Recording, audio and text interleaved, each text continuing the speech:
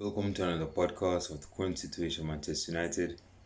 Manchester United has a game against Real Sociedad tomorrow in the Europa League come on Thursday. As some may say, the Thursday League. That will be our first game as it relates to European football this season. Few things I want to, flesh out as before I get into the preview. I know it's not on my book still being there, troops are camp, but Birds of Birds of a feather would have it. Well, it's official. Been official like since before I woke up this morning. This morning I woke up to the news that Chelsea's manager, well ex-manager, past tense, got sacked. Thomas Tuchel. Now, why am I bringing this up? Given that I'm a Manchester United supporter and it's a Manchester United fan channel. This reveals a couple of things. This Now, make no mistake, Manchester United is more successful than Chelsea across the board when it comes down to trophies, sponsorships, money coming in and other stuff. So we're a better club, better history. I know persons, sniff their nose on history, but history is history. If there was no history, there wouldn't be a present. So that being said,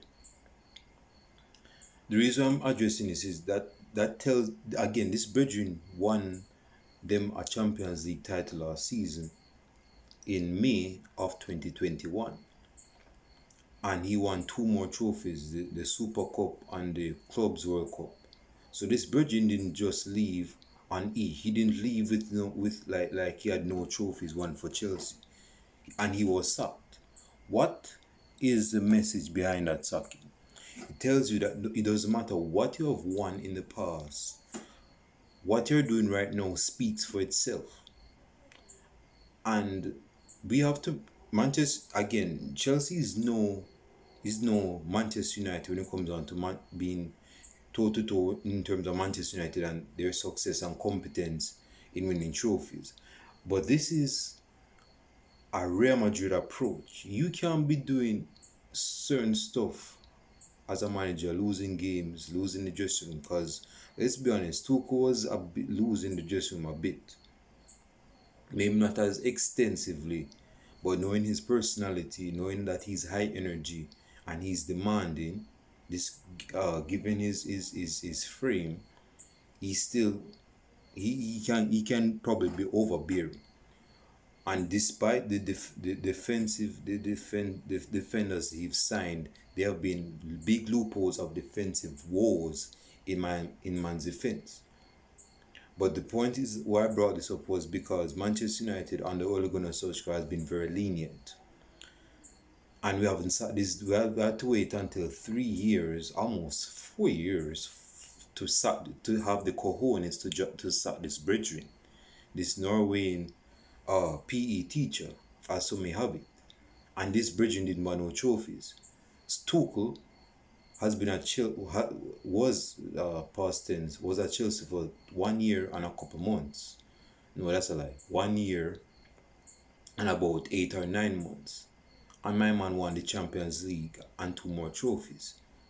Ole has been at Man United for 3 years, won no trophies. Well, he came second. Second place is not a trophy.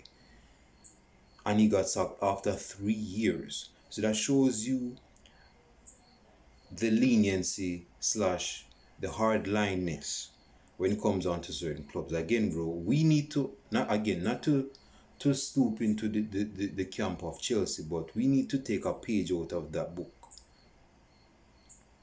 With Erik Ten Hag as the manager, I know he's gonna do well. I know he's gonna do well. But I'm saying if things go south, doesn't matter what my man has done, what doesn't matter what he's won for Manchester United, there has to come a time where the ties has to be splitted, if that makes sense. Where you just have to cut all ties. I don't care if things went so well in past. Every day is current, every day matters. What happens in the past doesn't matter as relates to like football. What you do right now speaks for itself. But anyway, going back, now let's go to Manchester United. I was listening to Manchester United's manager Erik Ten Hag's press conference, and he and the low was asked some questions. And one answer that tells me his mentality, his expectation of Manchester United this season is that he's expecting to win all trophies, to win all the games. Though that's unrealistic. To win every game in every competition and to win every trophy. Not saying that it hasn't been done. I don't even think it has been done, but you know, this is football. Anything can happen in football.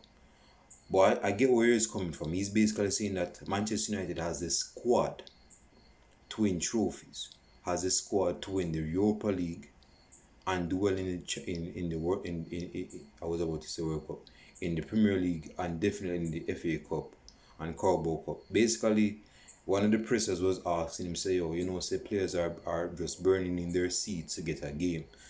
Is this a way of allowing them to get game time?" And he's like, "Of course, this Manchester United, and we have a lot of good players that can come in and put a shift in, So that's the impression. Again, bro, this Bridging is saying that he wants to go all out and win trophies. Boom, that's the right mentality. We have the squad. We have this dude. With the squad we have right now, we should be winning at least 2 trophies: Carabao Cup, FA Cup, and the Euro League, and probably sit down in like third or fourth place in the Premier League. I'll take that. Although I said that we would finish fifth place, but but things can change. Persons can change your opinion over time. That's not written in stone. So yes, in the press conference, Erik Ten Hag was very positive. He's looking to win at some trophies, as he stated. Dalo was asked dude, he was asked a stupid question like, you're settling well at Manchester United, you're getting your game times. How is your competition with Aaron Bissaka? Why are you bringing this up? How is this related to the game against Real Sociedad? Is my man going to play 2 right backs with Aaron Bissaka and Dalo? So why is this question asked? Why is this question asked? Seriously. You just want to find out information from the back of the fence, man. You need to be stopping that. Ask questions relating to the game. Everything I've mentioned that Anthony Martial will be out because he's not fully recovered from his injury. So yeah, there's a good amount of things to be positive tomorrow. I'm pretty sure we're going to win the game tomorrow, or win the game tomorrow. Now let us go into the preview. I was in the preview. Let us resume the preview. I don't watch La Liga, at least not anymore, since 2018, since CR7 left and Neymar left, and definitely since Messi. Like, the league has just been losing its stock. It's just not, the juice is not as sweet as it was then, as relates to the entertainment and the views of the La Liga. So I don't watch La Liga that much. And even if I did, I don't even watch Real Sociedad. So we have Real Sociedad tomorrow in Champions League. See, my mindset is in Champions League because Champions League games play today. We have a game against Real Sociedad in the Europa League tomorrow. Decent side, I'm pretty sure they play decent football. They're a Spanish side, so they'll be playing against us at our home, Old Trafford. But with that being said, we can't take them for granted. We may have the better squad on paper, but on the pitch may tell a different story. So we can't really write them off just like that. We still have to be positive on what we are doing. Let's get into, I don't want this video to be long. Let's get into the starting lineup. I believe that the day here is going to... before I get into the starting lineup, in terms of prioritizing, yes, I know everything I was basically buffing his chest, saying that he wants to win every game and win everything, but let's be realistic. Manchester United, as I mentioned before, can win at least 3 trophies. The Carabao Cup, or even at least 2 trophies. That's the FA Cup and the Carabao, and the FA Cup and the Euro League. Ideally, if we're going to win 2 trophies, then that would be my go to the FA Cup and Euro League. I mean, if we get the Carabao Cup, I ain't gonna have no complaints about that. But as it relates to like primary trophies that's more significant, FA Cup, the Euro League, is me, and we get a good placing in the Premier League. As relates to priorities, we need to prioritize the Euro League. Now, I'm not saying that we shouldn't start our main big men in the Premier League, because we should. I mean, we don't want to be winning the Euro League and finish in 8th place. We need to have a good balance of how to utilize the squad. That's why we have a squad, not just 12. And everything I've mentioned this. He said the football game is not about 11 players and there is no squad depth. He said that's not what football is about. That's not his exact word. That's what he was basically implying. So we have a fat squad that we can accommodate. We have accumulated players in the summer that can fit in and not only do a job, but they can do it well. We have quality players in the squad. So tomorrow, I don't think I'll be watching the game because I'll be at work or even coming from work, depending on the time the game starts. So if it starts at 3 o'clock p.m., I'll be on my way home from work. But as relates to priorities, man, we need to prioritize Euro League, the FA Cup, not the FA Cup, but play some good players in the FA Cup and win the FA Cup.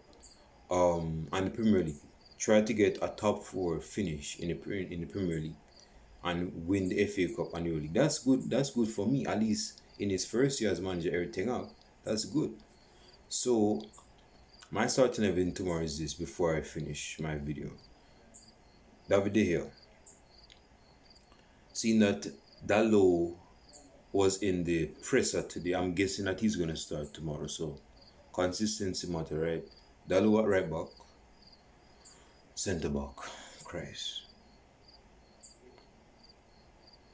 Consistency is key, but in terms of the players' energy levels, I was just talking about utilizing the squad.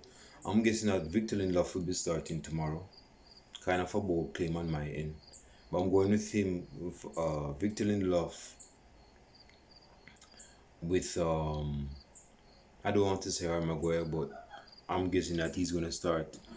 Victor Lindelof, Harry Maguire. This is going to be a tough one. Luke Shaw or Malacia? I'm going with Luke Shaw. Yes, this is not going to be the best of lineups, but that's my gut instinct I'm going on. In midfield, Eriksen is going to be starting alongside Casemiro. I'm looking to see Casemiro start tomorrow. As the number 10 is Bruno Fernandes. Sancho will be starting tomorrow. And on the right side is Anthony. Yes, I believe Anthony will be starting again. And of course, through the middle, it will be Cristiano Ronaldo. Leave your starting 11s down below in the comment section. My prediction is that we win against Real Sociedad 3-0. Is we get a good clean sheet just to kickstart the European competition season. Comments down below and I'll show it to you guys tomorrow. Yeah, I might do a match reaction tomorrow. But yeah, look out for that match reaction tomorrow and I'll see you guys in the next video tomorrow. Peace.